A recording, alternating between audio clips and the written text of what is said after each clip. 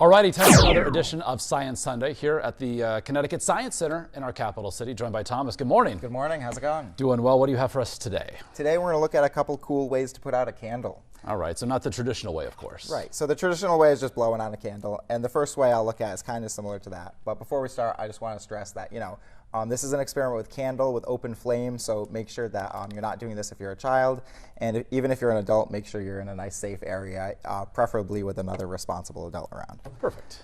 All right, so first thing I'm going to do is light the candle here, and most people, when they put out a candle, they blow on it, which is super simple. You're just blowing cooler air to remove all the hot air so that the fire no longer has enough heat to sustain itself.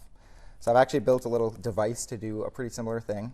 All we have here is a bottle that I've cut in half. I cut the bottom off, and it's got a smaller top than the bottom, so the bottom is wider than the top. And then you wrap some plastic with a rubber band? Yep, okay. And I just got that tight around the end. And what I'm going to do is I'm going to flick the back of the plastic here, and that's going to cause some air to puff out the front.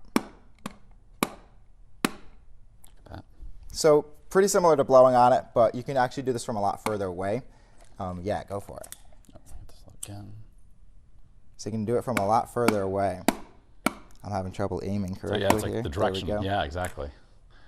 Yeah, and super similar to blowing it out, but you can do it from a little bit further away, and it just looks a little bit cooler.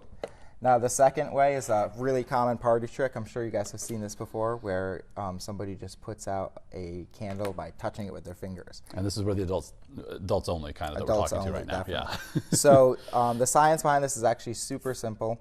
A candle is hot, but it's not that hot because it's a very tiny flame.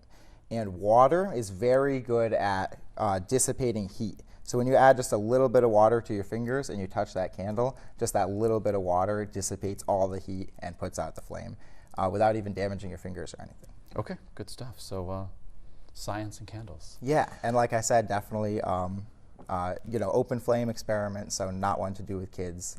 Definitely make sure you're being safe. But kind of explaining that party trick that you may see. Definitely. All right, so want to let folks know about something happening this coming week, actually a couple days from now on Tuesday, a really successful event for you guys here at the Science Center. Yeah, we've got our next Toddler Tuesday coming up. All right.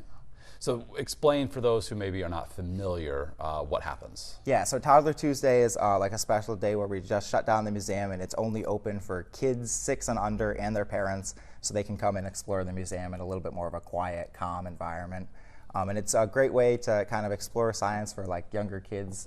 Yeah, we've got some activities based for younger kids specifically.